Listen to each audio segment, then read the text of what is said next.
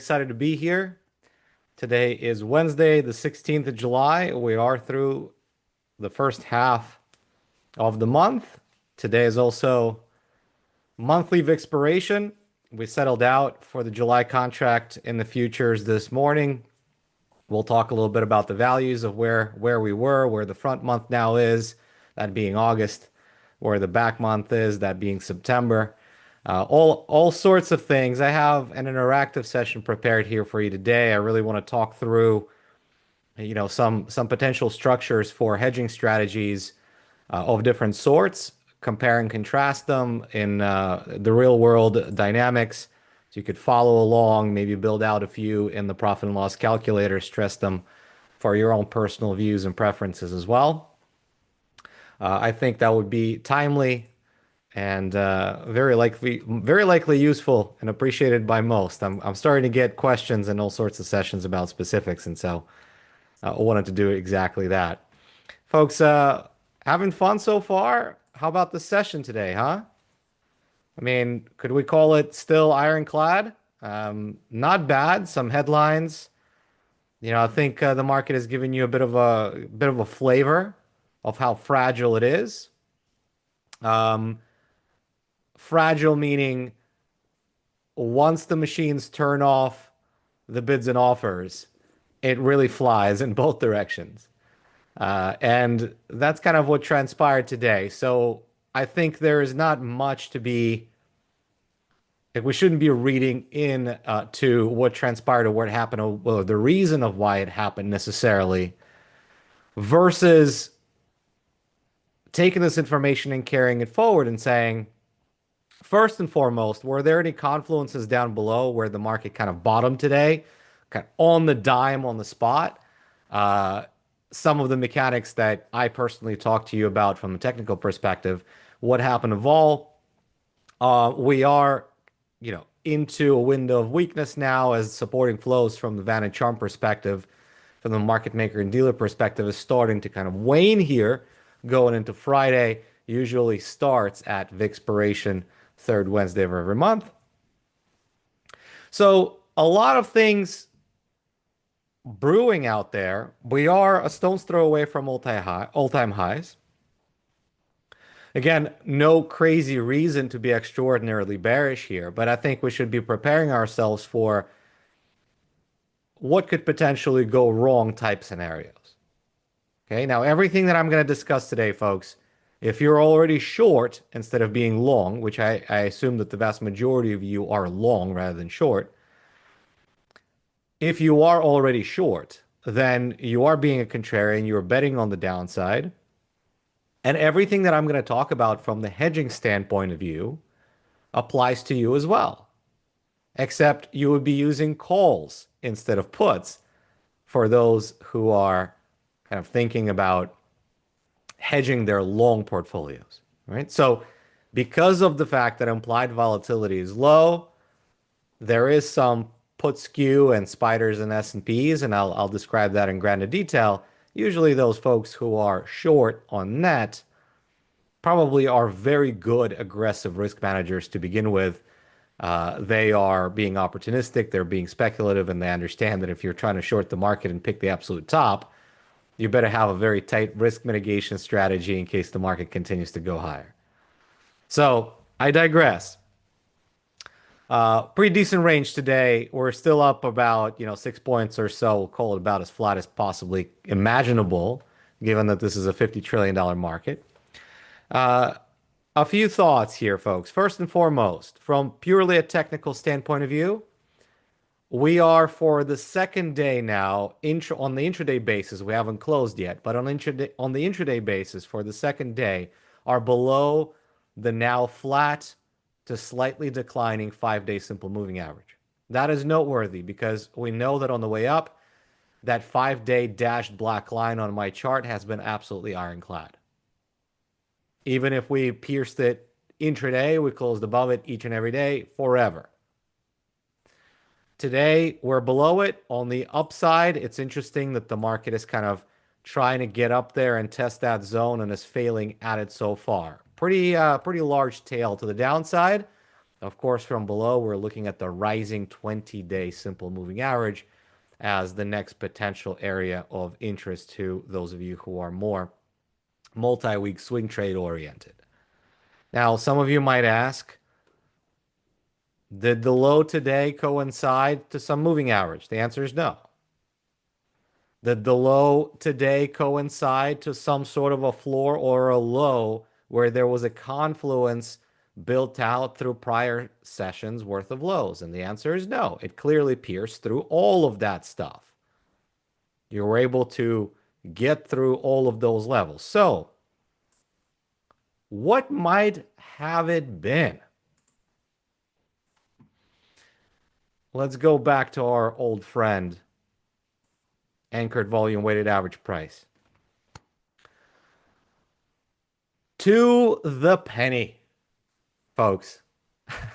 This is the gap up post the Iran United States involvement, militarily news, to the penny. Right to it, right to that volume shelf that we were eyeing. And I think the reason why we should be carrying this information forward is, yes, we're kind of looking as if a storm is brewing potentially. We are coiling, going sideways, digesting. If we break lower, there are some voids underneath that price could really get through fast if and when there's price acceptance there. It doesn't have to happen.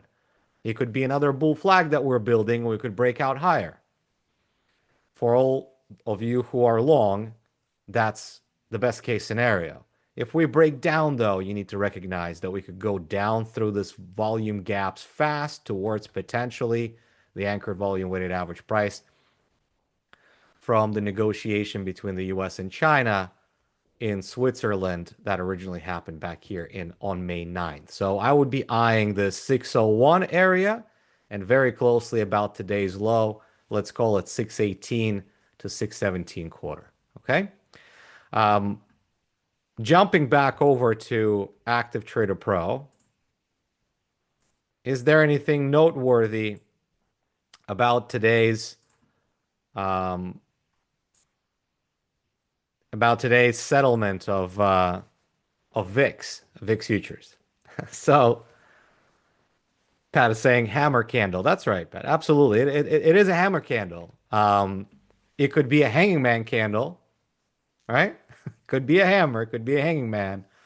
Could be lots of things. I mean, it kind of depends on what happens next. That's the idea about candlestick patterns, is that they tell us that clearly there's a tail, the long tail, and buyers stepped up exactly where they should have stepped up.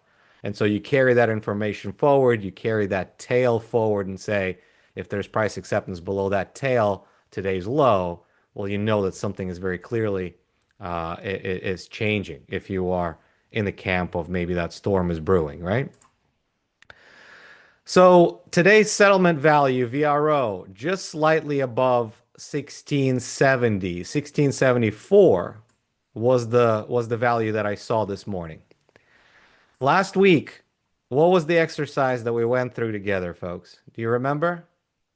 Someone was asking me in the audience, hey, is VIX going way below 16 and is it staying there? Last week when we met, VIX value was at 1674 during our session.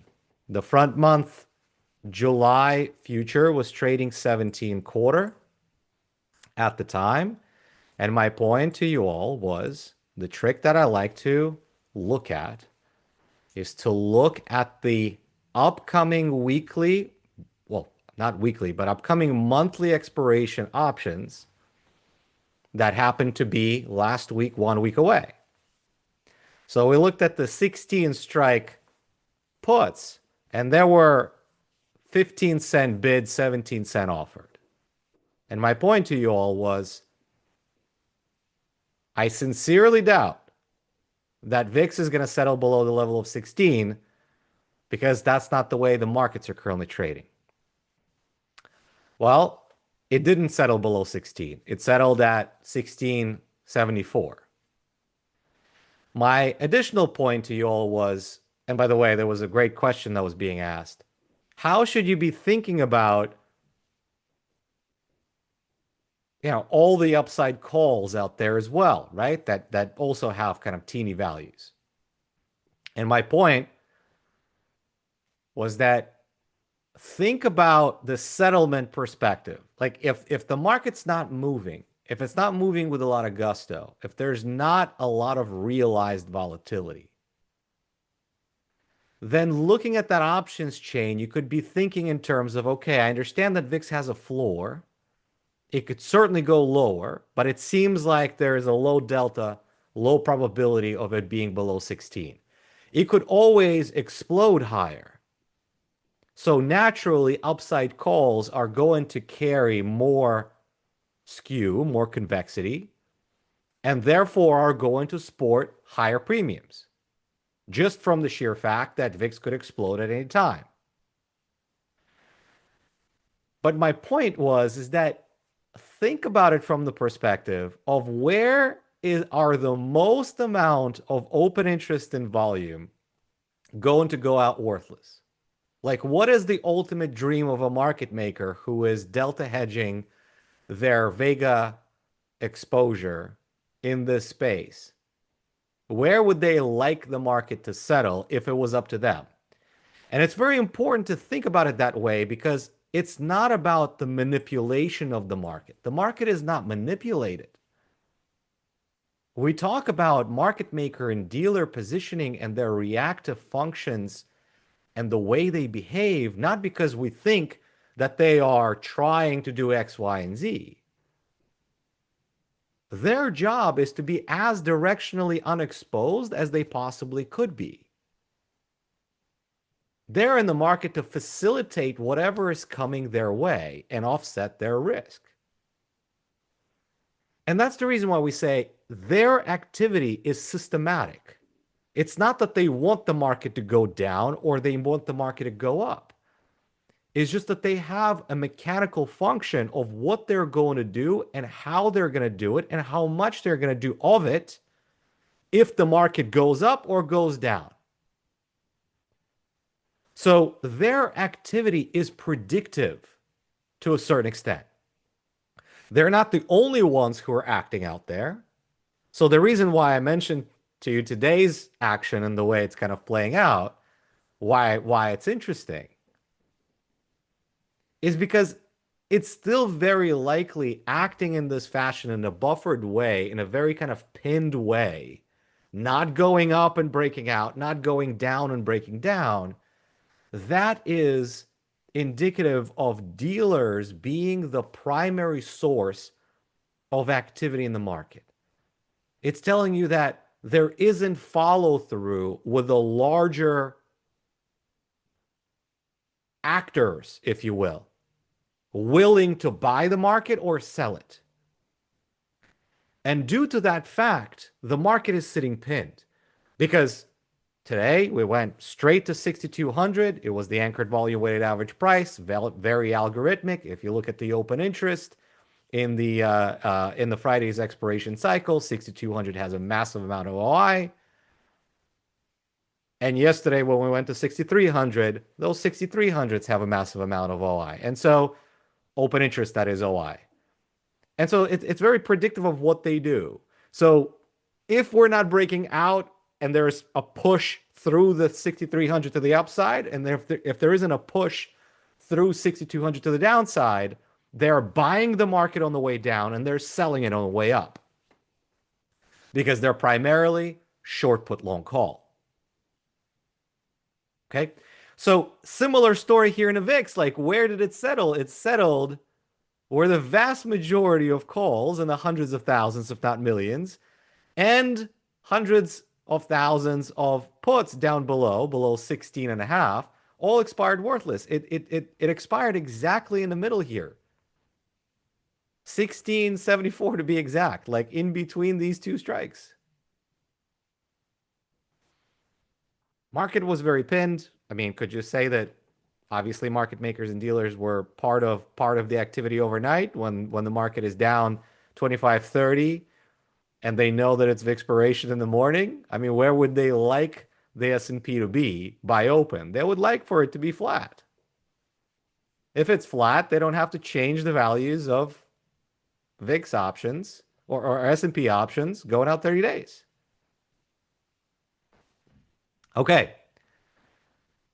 Couple of additional things that I would like to share with you from the interesting caveats perspective, and then we'll get into the construction of hedges. Okay, so we're going to use, let's say, 13 minutes or so talking about construction of hedges. First things, I had a gut feeling yesterday, and so I contacted our resident quant here at on the trading strategy desk at Fidelity, Mr. Jake Ellis. Shout out to Jake. So the gut feeling that I had, I was like, what was the last time that I remember the market trading below the 20-day simple moving average? It was a long time ago. And so I looked back and I said, oh my God, it was in April. So that is a long time. We haven't had in SPX a closing value below the 20 MA since April. That's a very long time.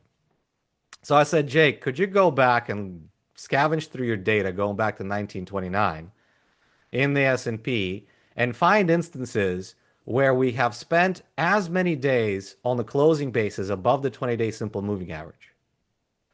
And so where are we today, folks? We're at 57 days. Have there been occurrences historically? Think about the amount of years, almost 100 years worth of data. And this is the total list of the amount of times that the market has spent more than 57 days above the 20-day simple moving average before effectively closing below it. Now, have there been 100 days? Sure. 90 days? Yes. But we're in rarefied air here, folks. So really, with the exception of 98 and 97 that were extended into 61 days, kind of a stone's throw away from where we are right now, 97, 76 days, everything else either happened pre and post World War II or in the 60s and 70s. Okay? So we're in very, very rarefied air here. So again, from the perspective of kind of how it looks on the chart, if you were to look at the distribution of outcomes like a histogram of consecutive days, well, we are here. And again, this is almost 100 years worth of data. And do you have occurrences 1, 2, 3, 4, 5, 6 of where we were above the 20-day moving average for more days? Sure. But the vast majority of the information is on the left. So anytime that this sort of thing happens, it makes you think, doesn't it? Like, hey, maybe we're due for something here. Maybe there's a storm brewing at some point. It might not be upon us right now, but if and when, we want to be thinking about it. I'm going to use SPY today instead of SPX by, the preferred thought, of the vast majority of you, because SPX might be a little too large, and I certainly understand it. Everything that I say applies to SPX, applies to XSP. SPX has tremendous liquidity. XSP is tradable, not perfect. SPY is going to be amazing in terms of liquidity. And so let's talk about it. First things first, folks, what do? We analyze implied volatility of where it is right now versus where it has been. We look at realized volatility and we say, what are our forward expectations here? What is the market trying to say? By the way, what is the market trying to say from the perspective of vol, looking out at the VIX futures term structure in August and September? August, folks, right now with VIX at 17.5. August is at 19.5. Intraday high was 20.5. September is currently at 20.25 to 20.5. So there's about a 2-point premium between VIX and the front month future now in August. Where is at the money implied volatility in spiders? Well, last week it was low 13s. The market hasn't really gone anywhere, but implied volatility is starting to percolate a little bit, right? I mean, it's not blowing out by any means, but it's higher than it was last week. And it's kind of flat across the time. So whether you pick a 30-day, 60-day, or 90-day option, volatility-wise, there's no difference. Realized volatility is on the floor. 10-day realized vol is at 7%. 20-day realized vol is at 9%. So the market is basically saying what? We don't expect the future of the market to continue to do the same thing as it has been over the past 2 or 4 weeks. There will be expansion of range. Your guess is as good as mine in which direction it's going to expand, but given the fact that we've rallied 30% off the lows, I would say that the risks of going lower are grander than the risks of going higher. Okay? So what do you do?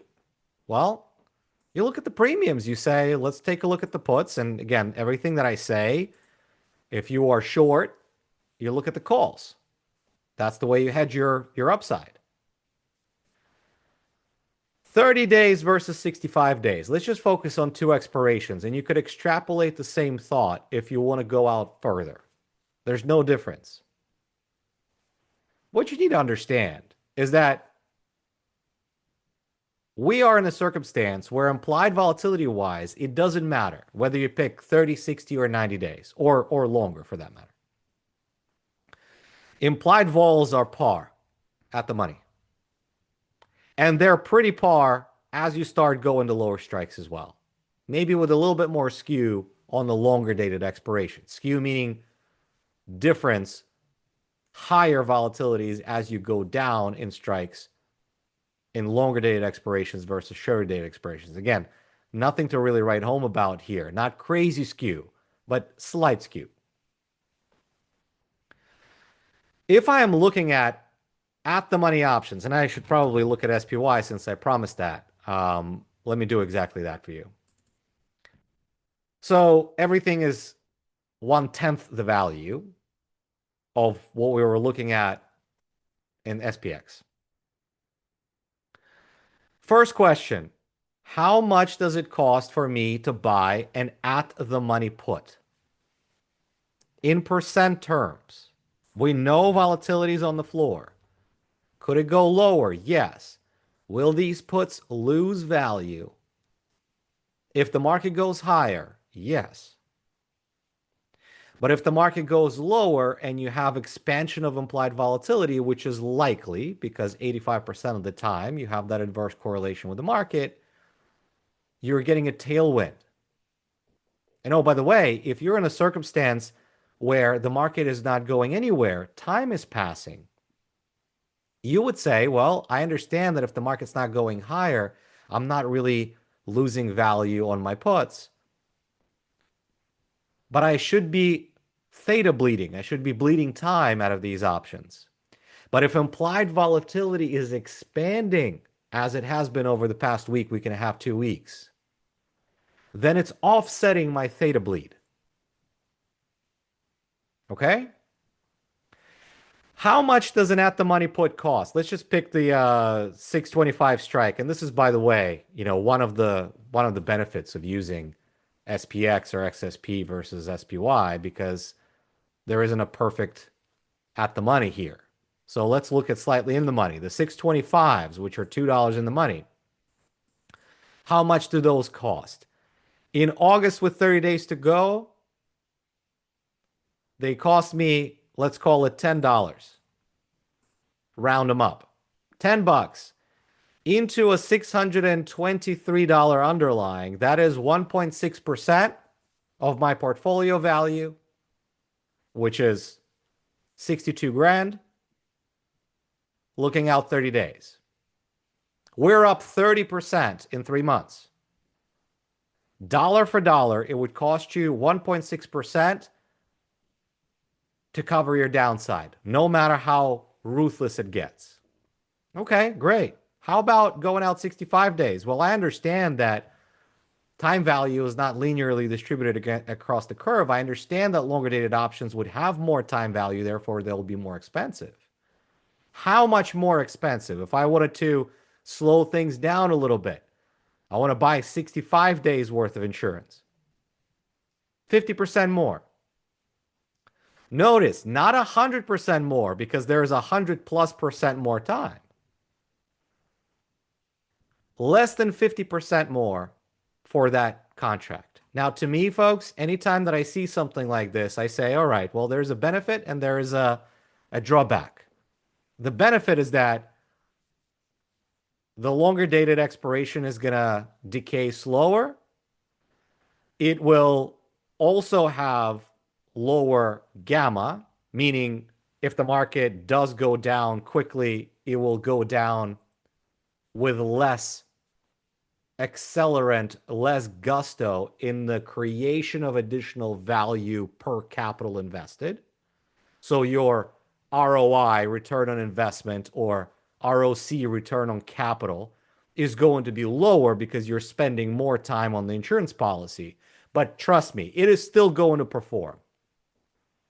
So in other words, if you go 65 days out, that's a buck 50, let's call it rounded up, into a $623 underlying. That is 2.4% of your portfolio value. So if you're not willing to pay 1.6% for a month out or 2.4% for 65 days out, what do you do? Well, the best thing to do is to say, I'm going to try to create some sort of a structure. If the volatility is on the floor to begin with, the important caveat here, folks, is going to be, listen, I am going to try to pick a spot where I don't think the market is going to have the propensity of going through very easily with a lot of gusto on the downside. So you have to look at a chart. Okay? You have to look at a chart of SPY and say, if and when we're down, where do I think there is an ample amount of support? Okay? And that's going to be in the eyes of the beholder. You could say, okay, prior February, prior highs from June. Okay? You can zoom out to a 1-year chart and say, where else? Maybe at the 50-day simple moving average.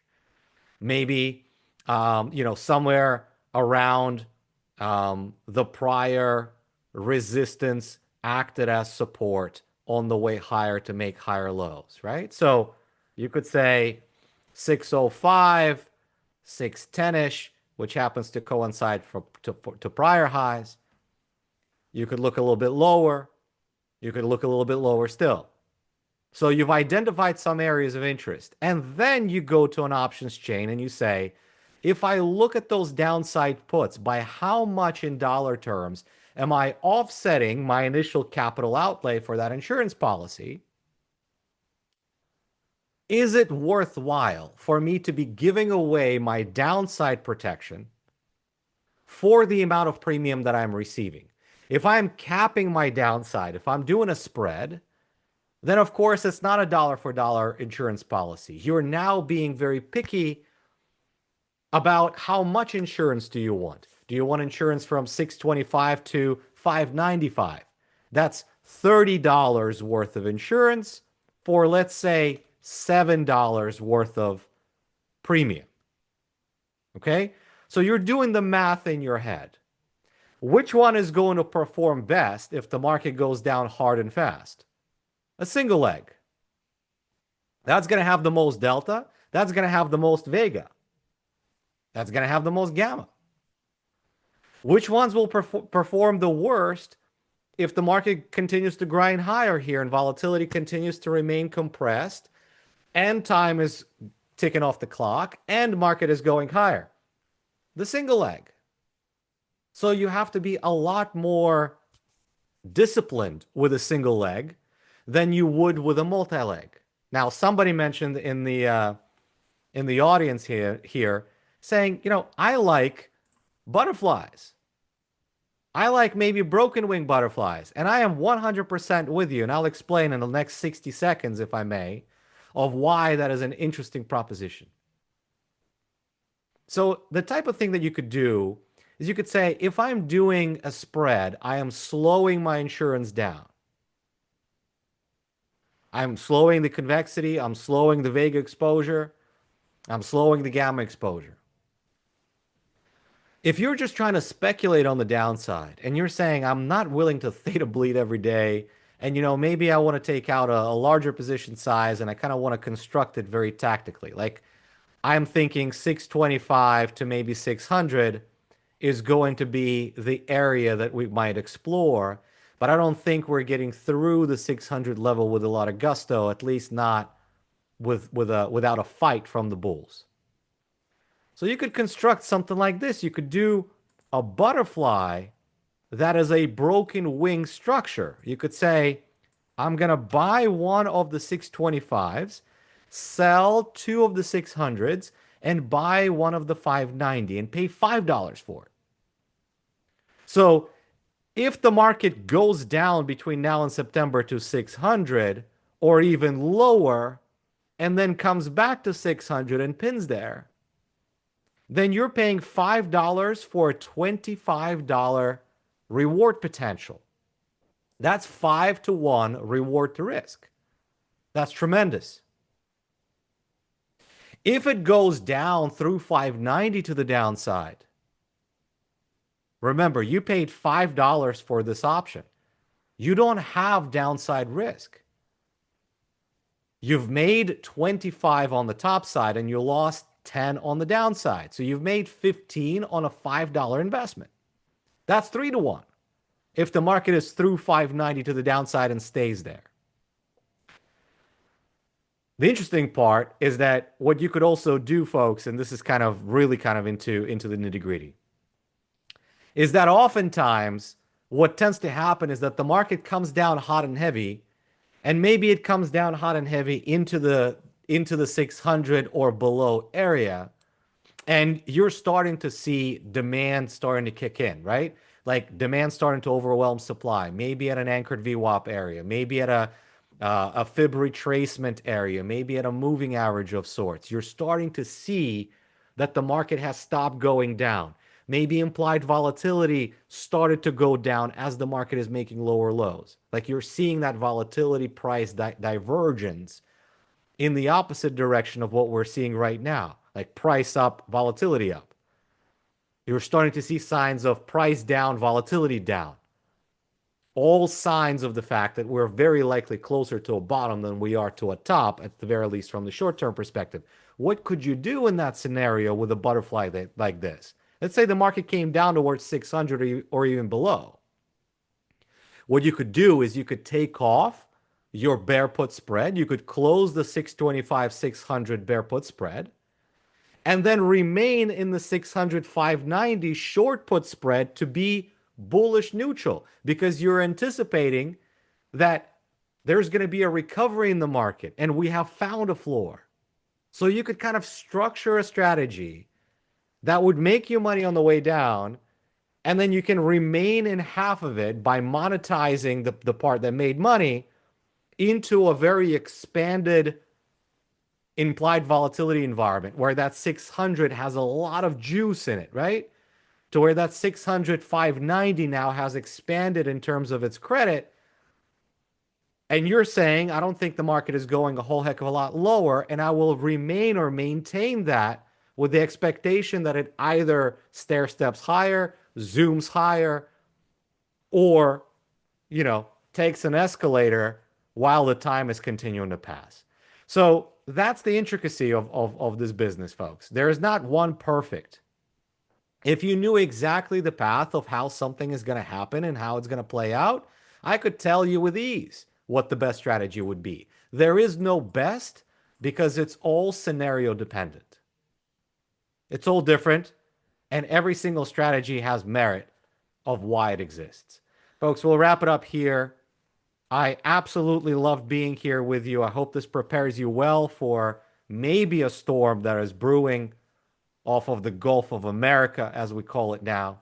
Okay, so that's something that you should be thoughtful of. We'll see how we shake out. Again, market is being very resilient, continues to be that way. There is a little bit of a vol price divergence here in a negative sense, that vol is up and volatility is up. And anytime that happens, your ears should perk up a little bit. Okay, take care, everybody. We'll see you soon.